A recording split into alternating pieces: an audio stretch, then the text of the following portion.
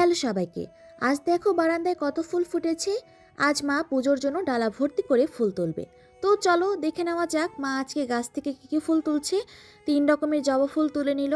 এবারে তুলে নিচ্ছে বিভিন্ন রকমের নয়নতারা। এই নয়নতারা ফুলটা আমার ভীষণ পছন্দের। এর অসংখ্য কালার রয়েছে। আমার খুব ইচ্ছে একদিন আমি বিভিন্ন কালারের নয়নতারা সংগ্রহ করব। তোমাদের কার কার নয়নতারা ফুল পছন্দ কমেন্ট করে জানিও। এবারে তুলে নিচ্ছে কিছু অপরাজিতা।